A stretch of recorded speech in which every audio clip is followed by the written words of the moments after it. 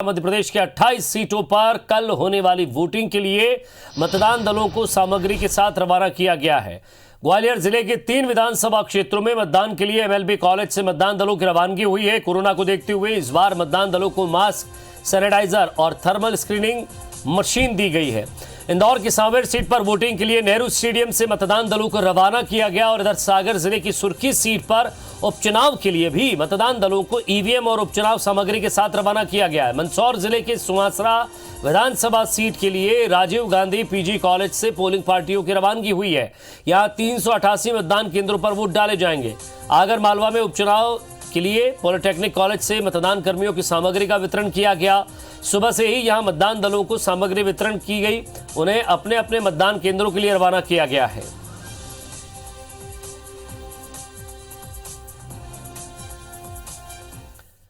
और मध्य प्रदेश के 28 विधानसभा सीटों में इंदौर जिले की सांवेर विधानसभा में कोरोना काल में ज्यादा से ज्यादा मतदाताओं को मतदान केंद्रों तक लाने के लिए प्रयास किए जा रहे हैं। 2018 में हुए विधानसभा चुनाव में सांवेर में 80.97% मतदान हुआ था। प्रशासन को इस आंकड़े को बरकरार रखना बड़ी चुनौती है। दरअसल इस बार चुनाव मैदान में 13 उम्मीदवार खड़े हैं। चुनाव में भाजपा के तुलसी सिलावट, कांग्रेस के प्रेमचंद गुड्डू, बसपा के विक्रम सिंह गहलोत, सपाक्स के संतोष रत्नाकर, जनता पार्टी के शैलेश ठगेले, प्रजातांत्रिक समाधान पार्टी के सुभाष चौहान के अलावा 7 निर्दलीय उम्मीदवार हैं। इस सीट पर 2,70,118 मतदाता हैं। इनमें से 18 से 19 साल के 6,500 मतदाता हैं, जबकि 20 से 29 साल के 70,138 हैं।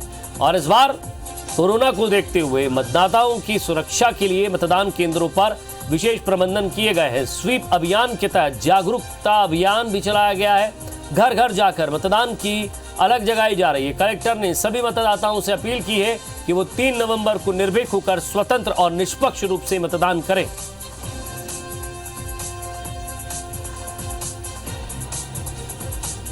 तो 19 साल के वोटर्स थे और 19 से 20 से 29 साल के वोटर्स थे। इसकी संख्या जो हम लोगों का एक एज कोहर्ट होता है उसके प्रतिशत को हम लोगों ने जब तक नाम जोड़ सकते थे तब तक हम लोगों ने प्रतिशत को बढ़ाने का प्रयास किया था। सभी अधिकारियों ने अच्छी मेहनत करके अच्छे पोलिंग स्टेशंस में बाहर व्यवस्था की है और मुझे पूरी उम्मीद है कि मतदाताओं को बाहर निकलना चाहिए सभी को, और अच्छी जो प्रतिशत रहता है यहाँ का सभी लोग निकलें, सभी लोग अपने मतदान अधिकार का प्रयोग करें। और छत्तीसगढ़ की इकलौती मरवाही विधानसभा सीट पर कल उपचुनाव होना है। मतदान से पहले सभी दलों के प्रत्याशी डोर टू डोर कैंपेन कर रहे हैं। वहीं प्रशासन की ओर से मतदान की सारी तैयारियां पूरी कर ली गई हैं। 286 मतदान केंद्रों पर यहां तैनाती भी है। इसके लिए आज सुबह से ही मतदान केंद्रों के लिए पोलिंग पार्टियों को रवाना करने का काम शुरू हो गया और रात तक सभी मतदान दल अपने अपने ड्यूटी वाले केंद्रों में पहुंच जाएंगे। आपको बता दें कि मरवाही विधानसभा में कुल 286 मतदान केंद्र और 49 सहायक मतदान केंद्र हैं। इनमें से 126 मतदान केंद्र संवेदनशील और 4 अति संवेदनशील हैं। यहां कुल 1,91,244 मतदाता मतदान करेंगे। मतदान केंद्रों में सीएएफ और सीआरपीएफ की 10 कंपनियों की ड्यूटी लगाई गई है।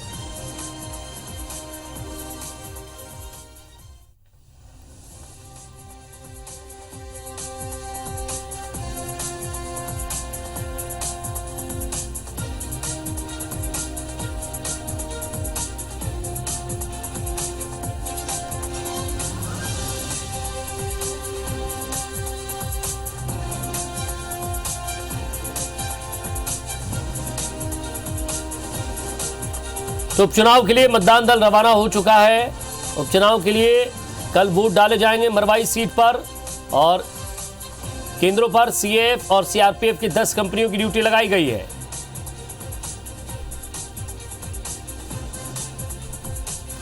Mask, sanitiser, hand gloves, thermal scanner machine, हर तरह की व्यवस्था की गई है।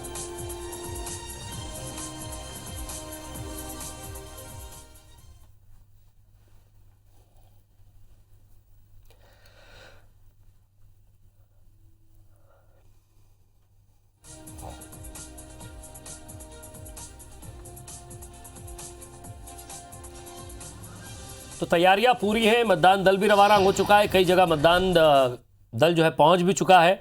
हमारे संवाददाता नासिर गौरी ग्वालियर से और शरद अग्रवाल पेंड्रा से हमारे साथ जुड़े हुए हैं। सबसे पहले मध्य प्रदेश की बात कर लेते हैं। नासिर, ग्वालियर को लेकर शहरी सीट है। शहरी सीट में स्वाभाविक सी बात है कि मतदान दल पहुंच जाएगा। मॉक पोल की प्रक्रिया होगी कल सुबह, फिर उसके बाद धीरे धीरे मतदान होगा। सुरक्षित मतदान हो सके शांतिपूर्ण मतदान हो सके इस इलाके में, इसके लिए क्या व्यवस्था है?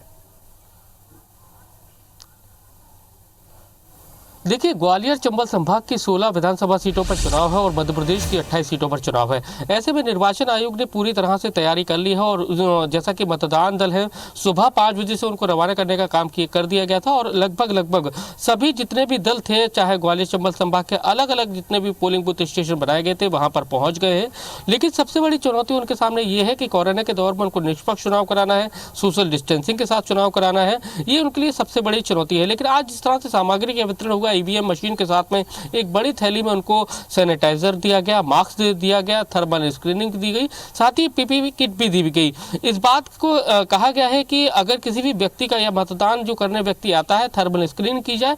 अगर किसी भी व्यक्ति का थर्मल से ज़्यादा आता है तो उसको रोक दिया जाए, उसको मतदान ना करने दिया जाए, उसको जो गाइडलाइन है, कोविड की गाइडलाइन, उसके तहत उसको मतदान करने दिया जाए।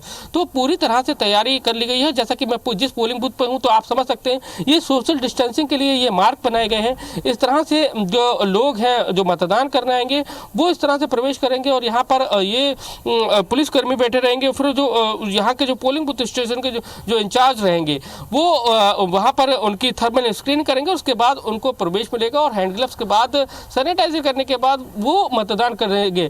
अभी हालांकि सैनिटाइजर करना था पूरे रूम को, वो कर लिया गया है, एक बार फिर सुबह किया जाएगा और उसके बाद जो भी प्रक्रिया है वो अपनाई जाएगी।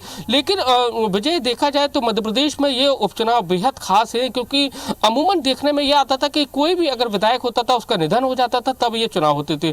लेकिन मध्य प्रदेश के इतिहास में पहली बार है जब इतनी बड़ी संख्या में उपचुनाव होना है और इसी से कई राजनेताओं के राजनीतिक भविष्य भी दांव पर लगा हुआ है, चाहे ज्योतिरादित्य सिंधिया हो, केंद्रीय मंत्री नरेंद्र सिंह तोमर हो, बीडी शर्मा हो, इन और पूर्व सीएम कमलनाथ हो। इन लोगों का राजनीतिक भविष्य भी इस चुनाव में लगा हुआ है, क्योंकि जिस तरह की जो बात की जा रही थी क्योंकि इन्होंने सरकार को गिराने का काम किया था, कमलनाथ सरकार को गिराने का काम किया था, उसके बाद अपने वजूद की बात लड़ाई चल रही थी। ऐसे में मुरैना की जो 5 सीटें हैं, वहां पर सीधे तौर पर देखा जाए तो नरेंद्र सिंह तोमर और बीडी शर्मा वहां रहते हैं। और राजनीतिक वजूद की बात करें तो ज्योतिरादित्य सिंधिया वहां से आते हैं, चंबल इलाके से, तो उनको इस चुनाव में अपना राजनीतिक भविष्य भी तलाशना होगा। अगर नंबर उनके पास में बढ़ते तो कहीं ना कहीं उनके राजनीतिक चाहेंगे, क्योंकि लगातार खबर ये मिल रही थी और कुछ इंटेलिजेंस भी यही कयास लगा रहे थे कि उस क्षेत्र में मुरैना, ग्वालियर, चंबल, ये जो इलाका है, यहाँ कोई उपद्रव ना हो, किसी भी तरह की कोई अप्रिय घटना ना हो और कोई उपद्रव करता हो तो उस पर भी नज़र रहे। ऐसे नज़रबंदी और साथ ही साथ बाकी लोगों को तो आचार संहिता से पहले ही शहर के बाहर कर दिया गया है, लेकिन क्या ऐसे तत्वों पर भी नज़र है, क्योंकि वो किसी भी पार्टी में हो सकते हैं? बिल्कुल नजर रखी जाएगी। और इस बार खास बात यह है कि अभी तक चाहे लोकसभा चुनाव हो, चाहे 2018 का विधानसभा चुनाव हो, सबसे ज़्यादा यहाँ पर अति संवेदनशील बूथ बनाए गए हैं। अकेले ग्वालियर जिले की बात करें तो 1188 मतदान केंद्र बनाए गए हैं, जिसमें से 325 संवेदनशील हैं और जिनकी सीधे वेबकास्टिंग की जाएगी। वहाँ पर सीसीटीवी कैमरे लगाए गए हैं, क्योंकि ग्वालियर चंबल अंचल का जो इलाका है, कहीं ना कहीं जो गद्दार और वफादार के बीच में जो चुनाव हो रहा है, मुद्दे कम है, गद्दार वफादार के बाद हम चुनाव है। और 2 दिन की बात करें तो कल ग्वालियर विधानसभा में बीजेपी और कांग्रेस के बीच में झड़प हुई। अभी कुछ देर पहले भी थाने का घेराव कांग्रेस के लोगों ने किया, बीजेपी के लोगों ने किया। बात करें गोद की तो गोद में भी कल इस तरह का उपद्रव हुआ। तो कहीं ना कहीं प्रशासन और पुलिस के सामने बड़ी चुनौती है, निर्वाचन आयोग के सामने बड़ी चुनौती है कि कोरोना के दौर में निष्पक्ष चुनाव कराया जा सके, क्योंकि ये जो गढ़ है ग्वालियर चंबल अंचल का, ये खासकर जातिवाद के लिए बहुत फेमस है और यहाँ की जातियां ही तय करेंगी कि उनका अगला नुमाइंदा कौन होगा। तो ये कई सीटें तो ऐसी हैं जहां पर एक तरफा कहा जा सके कि 2 समाजों के बीच में भी चुनाव है, इस तरह की भी विधानसभा सीटें। तो इस बार देखा जाए तो कहीं ना कहीं ये चुनाव बहुत महत्वपूर्ण है राजनीतिक दृष्टि से, राजनीतिक लोगों के कैरियर से, सरकार के उससे कि सरकार मध्य प्रदेश में अगली सरकार में शिवराज सिंह चौहान मुख्यमंत्री बने रहेंगे या नहीं, या फिर उसके बाद कांग्रेस की सरकार के लिए भी अगर आज सरकार आती है। तो कुल मिलाकर देखा जाए तो ये चुनाव कई मुद्दों पर, कई लोगों के राजनीतिक भविष्य को लेकर ये चुनाव है। बने रहिए नासिर हमारे साथ। शरद के पास चलते हैं पेंड्रा में। शरद, छत्तीसगढ़ की एकमात्र सीट मरवाही, कई उठापटक देखी यहाँ। JCCJ जो अपने आप को आगे लीड मानकर चल रही थी कि वो ये चुनाव जो है वो जीत सकती है, लेकिन सवाल ये कि उसका प्रत्याशी यहाँ खड़ा नहीं हो पाया। प्रचार के लिए भी कई बार वो रोके गए, कई जगह उन्हें ऐसा लगा कि उनके साथ अन्याय हुआ, लेकिन कांग्रेस ने भी कोई कसर नहीं छोड़ी। 50 विधायक, मंत्री, तमाम तरह के जो प्रदर्शन थे या फिर सभाएं थी, हर तरीके से प्रयास किया है। सवाल ये कि अब वोटर जो है वो बिल्कुल शांत है, वो इंतज़ार कर रहा है कल की तारीख का। मरवाई सीट को लेकर क्या स्थिति है, कोई अप्रिय घटना या फिर कोई आचार संहिता का उल्लंघन किसी की तरफ से, क्या खबर? मरवाही की बात करें तो यहाँ 1,91,004 मतदाता हैं, जिनमें से 1,068 डाक मतपत्र ऐसे हैं जो कि 80 साल से ऊपर या कोरोना मरीज थे, इनको मतदान कराया जा चुका है। अब बाकी बचे मतदाताओं ने एक खामोशी ओढ़ ली है और यहाँ पर कल सुबह जब 8 बजे से मतदान शुरू होगा तो देखने वाली बात यही होगी कि आखिर मतदाताओं का रुझान कौन सी पार्टी की ओर आता है।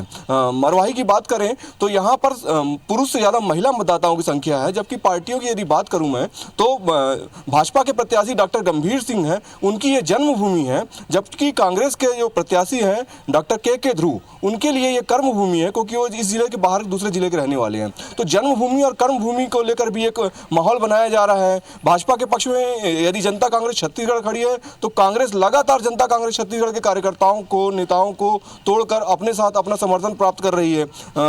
ये वहीं पर निर्वाचन आयोग ने के द्वारा जो 286 सभी मतदान दल जो रवाना किए गए थे 2 दिनों में, वो सभी पहुंच चुके हैं। आज मतदान केंद्रों को सैनिटाइज किया गया, कल सुबह फिर एक बार सैनिटाइज किया जाएगा और इसके अलावा कोरोना के संक्रमण के फैलाव न होने पाए, इसको देखते हुए विशेष इंतजाम किए गए हैं। राजनीतिक दलों की बात करें तो वो गौरेला पेंड्रा में दोनों ही पार्टियों के बड़े नेता यहाँ पर डेरा जमाए हुए हैं। चूंकि ये गौरेला और पेंड्रा शहर कोटा विधानसभा में आते हैं, ये इन दोनों शहरों में रहकर दोनों ही पार्टियों के नेता मरवाही विधानसभा पर नजर बनाए रखेंगे।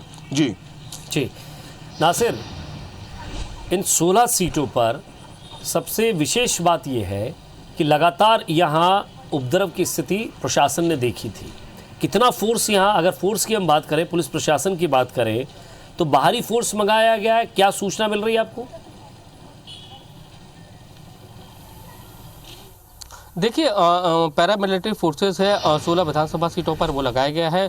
ग्वालियर जिले की बात करें तो 7,000 से ज़्यादा जवान है यहाँ पर 3 विधानसभाओं में तैनात रहेंगे, क्योंकि ग्वालियर जिले की 3 विधानसभाओं में चुनाव होना है, ग्वालियर, ग्वालियर पूर्व और डबरा। इसी तरह से मुरैना जिले की 5 विधानसभाओं पर चुनाव होना है, डबरा में, भिंड में 2 विधानसभा सीटों पर होना है, शिवपुरी में 2, गुना में 1 विधानसभा में और अशोकनगर में 2 विधानसभा में। लेकिन सारी जितनी भी विधानसभा है, कहीं ना कहीं ये जो विधानसभा है यहाँ पर उपद्रव होने की संभावनाएं ज्यादा है, ऐसा इंटेलिजेंस की रिपोर्ट के मुताबिक कहा जा रहा है। तो ऐसे में जो निर्वाचन आयोग ने जो अति संवेदनशील जो मतदान केंद्र बनाए गए हैं, पोलिंग बूथ स्टेशन बनाए गए हैं, वहां पर पैरामिलिट्री फोर्सेस की तैनाती की है कि किसी भी उपद्रव से निपटा जा सके। क्योंकि याद होगा कि जब 2017 में 2 अप्रैल 2017 में जो आंदोलन हुआ था, ग्वालियर चंबल अंचल में ही सबसे ज्यादा दंगे हुए थे, मौत भी हो गई थी और उसी के बलबूते पर SC/ST मुद्दा सवर्ण आंदोलन हुआ था और उसके चलते मध्य प्रदेश से शिवराज सरकार की विदाई हो गई थी। लेकिन कहीं ना कहीं उसी मुद्दे को लेकर शिवराज सिंह चौहान और फिर से कांग्रेस उन्हीं मुद्दों को ज्वलंत पैदा किया है और ऐसे में देखना होगा कि इस बार वोटर्स किस ओर जाता है। लेकिन कहीं ना कहीं जो प्रशासनिक अफसर हैं, पुलिस के अफसर हैं, वो तैनात हैं, उनको समझ में आ रहा है कि कहीं ना कहीं कोई रूमर फैलाकर किसी भी तरह से पोलराइजेशन नहीं कराने की कोशिश कर सके, पोलिंग बूथ पर हंगामा न खड़ा कर सके, इसलिए एडिशनल तैयारी बहुत ज्यादा की गई है। नजर बनाए रखिएगा नासिर, आप भी और शरद आप भी, आपसे लगातार अपडेट देते रहेंगे। बहुत बहुत शुक्रिया इस तमाम बातचीत।